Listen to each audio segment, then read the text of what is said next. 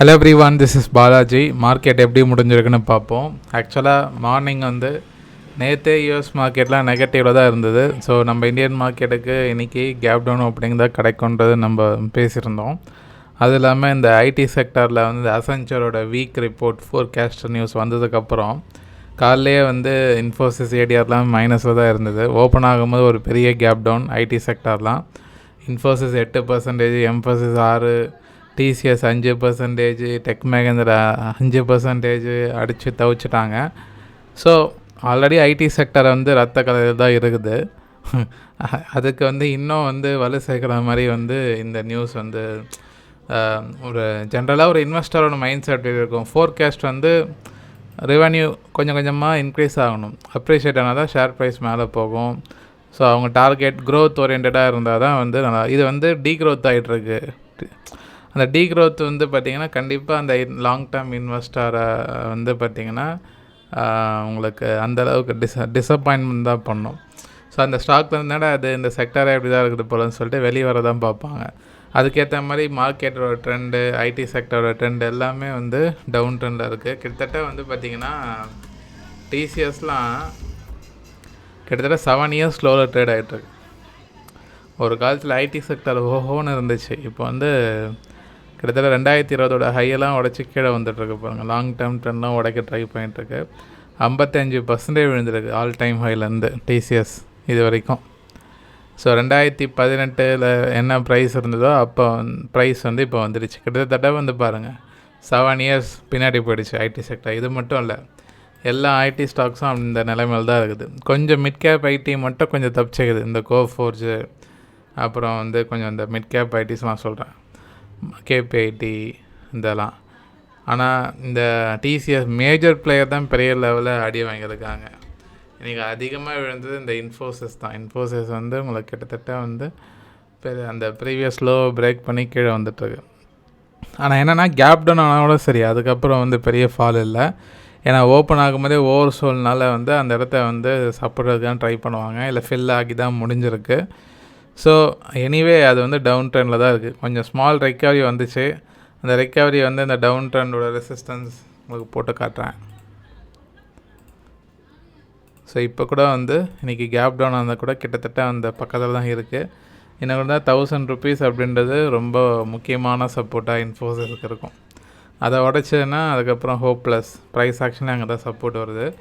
So ஐடியை பற்றி நீங்கள் நினைக்கிறீங்கன்னு கமெண்ட் பண்ணுங்கள். ஒருத்தர் நேற்று கமெண்ட் பண்ணிட்டே இருந்தார், இந்த டிஎம்பிவி, அதாவது இந்த Tata Motors passenger vehicle stock நான் 1 மாதமாக கேட்டுகிட்டே இருக்கேன், ரெஸ்பாண்டே பண்ண மாட்டேங்க அப்படின்னு. ஜென்ரலாக இண்டெக்ஸ் ரிலேட்டடாக, மார்க்கெட் ரிலேட்டடாக டவுட்ஸ் தான் மோஸ்ட்லி நான் ரிப்ளை கொடுப்பேன். ஸ்டாக் ஸ்பெசிஃபிக்காக சொல்கிறது கிடையாது, ரொம்ப ரேர் தான். இப்போ நீங்கள் ரொம்ப ரிப்பீட்டடாக இருக்குன்னா சும்மா வியூ மட்டும் சொல்கிறேன். டாட்டா மோட்டார்ஸை பொறுத்த வரைக்கும் பார்த்திங்கன்னா இது ஆல்ரெடி அந்த பிரிச்சுட்டாங்க. பிரிஞ்சதுனாலே இதுக்கு மவுஸ் போயிடுச்சு. அதுலேருந்து மொமெண்டம் பெருசாக இல்லை. ஆட்டோ செக்டரில் மற்ற ஸ்டாக்ஸ்லாம் எவ்வளோ பரவாயில்ல இந்த டாட்டா மோட்டார்ஸ் கம்பேர் பண்ணும்போது.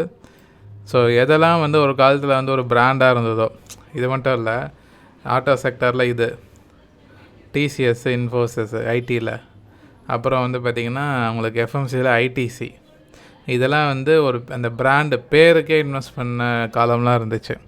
ஆனால் இப்போ தலைகீழாக மாறிடுச்சு எல்லாமே. ஸோ 361 ட்ரேட் ஆகிட்டுருக்கு இந்த ஸ்டாக். ஒரே ஒரு குட் திங் என்னென்னா 2017 ஹைக்கு மேலே 15 ஹைக்கு மேலே ட்ரேட் ஆகிட்டுருக்கு. ஸோ அந்த இடத்துக்கு மேலே ரீட்டைனாலாம் பிரச்சனை கிடையாது. பட் ட்ரெண்ட் ரிவர்சல் ஆகிடுச்சா அப்படின்னா இன்னும் ஆகலை. ஸோ ட்ரெண்ட் ரிவர்சல் பொறுத்த வரைக்கும் ஃபர்தராக மேலே போகணும். இந்த ஸ்டாக் 400க்கு மேலே கம்ஃபர்டபுளாக ட்ரேட் ஆனால் தான் ட்ரெண்ட் ரிவர்சல் கன்சிடர் பண்ண முடியும். இல்லைனா sideways with selling pressure தான் இருக்கும்.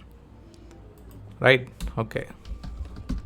என்னோட க்ளோசிங் எப்படி இருக்குன்னு பார்ப்போம். நிஃப்டியில் நான் நேற்றே ஒரு விஷயம் சொல்லியிருப்பேன், மார்க்கெட் எக்காரணத்தை கொண்டும் 24,000க்கு கீழே க்ளோசிங் ஒரு பேரேஜ் கேண்டில் வரக்கூடாது அப்படின்னு. ஆனால் இன்றைக்கி அந்த இடத்த தக்க வச்சுருக்காங்க. கேப் டவுன் ஆனது என்னவோ அதுக்கு கீழே தான், 24,000, க்ளோஸ் டு 24,000 தான். பட் லோ பார்த்திங்கன்னா 23,900 வரைக்கும் வந்துச்சு. கிட்டத்தட்ட அவ்வளோதான் அப்படின்ற மாதிரி நிலைமையில் இருந்தது. 2 மணி வரைக்குமே அந்த ஸ்டேட்டஸ் தான். 2:30 மணிக்கு மேலே பார்த்திங்கன்னா அந்த 3 மணி கேண்டல் நான் வீழ்வேன் என்று நினைத்தாயோ அப்படின்ற மாதிரி ஒரு ஹியூஜ் கேண்டல் கிட்டத்தட்ட 23,900 ஒரு சிங்கிள் கேண்டலில் 100 பாயிண்ட் ஏற்றி முடித்தாங்க அந்த 3 மணிக்கு. இன்ஸ்டியூஷன் ட்ரேடிங் வந்து எஃபெக்டிவாக நடந்து அந்த சைக்காலஜிக்கல் சப்போர்ட்டுக்கு மேலே க்ளோசிங் வச்சுருக்காங்க. 24,000 எவ்வளோ முக்கியமான சப்போர்ட்டுன்றது அந்த ட்ரேடிங் ப்ளே ஆகிறத வச்சு புரிஞ்சுக்கலாம். நம்ம டெக்னிக்கலாக சொல்கிறோம், நீங்கள் அது மார்க்கெட்டில் இன்டர்டேயில் வாட்ச் பண்ணுறவங்களுக்கு தெரியும். ஸோ 24,000 மார்க்கெட் ரீட்டைன் பண்ணியிருக்கு. அது வந்து ஒரு குட் திங்காக வந்து பார்க்கலாம். ஓகேவா?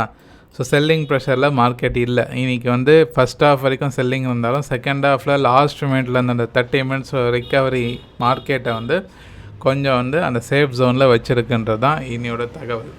இதனால் வீக்லி க்ளோசிங்கும் பெருசாக அஃபெக்ட் ஆகலை, புல்லிஷில் தான் வந்திருக்கு. ஓகேவா? மெயினாக வந்து நிஃப்டி மிட் கேப் ஸ்மால் கேப்லாம் ஆல் டைம் ஹை. பக்கத்தில் வந்து ஸ்மால் கேப் வந்து ஒரு மல்டி இயர் பிரேக் அவுட்டுக்கு வெயிட்டிங். ஆக்சுவலாக வந்து இன்றைக்கி ஹீரோவே ஸ்மால் கேப் தான், கொஞ்சம் நல்லாவே ஏறி முடிஞ்சிருக்கு. மந்த்லி கேண்டலில் வந்து பார்த்திங்கன்னா மல்டி இயர் பிரேக் அவுட்டுக்காக வெயிட்டிங். நிறைய பேர் புலம்பிகிட்ருப்பாங்க, இந்த ரயில்வே ஸ்டாக்ஸ்லாம் ஏறவே இல்லை, நிறைய இந்த ஷிப்பிங் கார்பரேஷன் ஸ்மால் கேப்லாம் நிறையவே ஏறவே இல்லை அப்படின்னு. ஸ்மால் கேப் மட்டும் வந்து அப் ட்ரெண்ட் ஆகிடுச்சு அப்படின்னா ஒரு பெரிய ரேலி இருக்கும். ஆனால் அது பிரேக் அவுட் ஆகணும். அதோட ரேலி வந்து 9,500 வந்து கிராஸ் ஆகிடுச்சு அப்படின்னா ஒரு ஹியூஜ் மூவ் எக்ஸ்பெக்ட் பண்ணலாம். ஏன்னா வந்து பார்த்திங்கன்னா 2024 சின்ஸ் நவ் வரைக்கும் எந்த ஒரு மூவும் இல்லை. 2024 கிட்டத்தட்ட 2 வருஷமாக இந்த ரேஞ்சுக்குள் தான் சுற்றிட்டுருக்கு. ஸோ இப்போ திருப்பி இன்னொரு அட்டம் ட்ரை பண்ணுது. ஓகேவா? அது வந்து சக்ஸஸ்ஃபுல்லாக நடந்ததுன்னா பார்ப்போம்.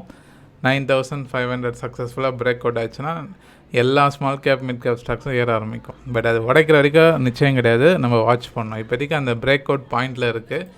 ஏன்னா நிஃப்டியும் க்ளோசிங் பாசிட்டிவாக வச்சுருக்காங்க. இந்த வார் டென்ஷனும் ஓரளவுக்கு வந்து சார்ட் அவுட் ஆகிடுச்சு. இதுக்கப்புறம் புதுசாக தான் குண்டு போட்டால் தான் உண்டு.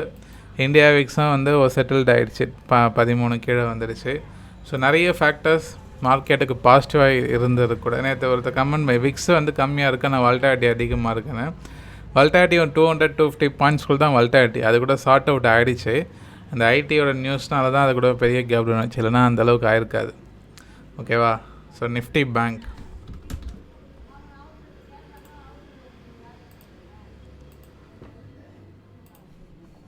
நிஃப்டிலையும் வந்து பெரிய மூவ் இல்லை, சும்மா சின்னதாக ஒரு சைட் வேஸில் முடிஞ்சிருக்கு. பேங்க் நிஃப்டிக்கு ஒன்றும் ப்ராப்ளம் இல்லை. அந்த 57,400-500க்கு மேலே தான் க்ளோசிங் வச்சுருக்காங்க. ஸோ சேஃப் தான். மார்க்கெட் வந்து கொஞ்சம் வந்து செட்டில் ஆகுது. நிறையா வீக்லியில் பிரேக் அவுட் வர வந்திருக்கு பேங்க் நிஃப்டி. டபுள் பாட்டமும் இருக்குமோ அப்படின்ற ஒரு வியூ இருக்குது, அது பார்ப்போம். இப்போதைக்கு வந்து எவ்ரிதிங் லுக்கிங் குட். ஒரு நார்மல் மோடுக்கு வர மாதிரி இருக்குது. எதிர்பார்த்த மாதிரி 24,000 தக்க வச்சுருக்குது. இது வந்து ஒரு அப் ட்ரெண்டுக்கு ஒரு ஆரம்ப புள்ளியாக இருக்குமான்றது நீங்கள் கமெண்ட் பண்ணுங்கள். உங்களோட டவுட்ஸ்லாம் கமெண்ட்டில் பதிவு பண்ணுங்கள். நான் சண்டே வீடியோவில் ஆட் பண்ணுறேன். மண்டே மார்க்கெட் எப்படி ஓப்பனிங் இருக்குன்றது வந்து ஃபர்தராக பேசுவோம். Okay right. நிறைய பேர் பார்க்குறீங்க, லைக் பண்ணுங்கள். நிறைய பேர் இந்த வீடியோ ஷேர் பண்ணுங்கள்.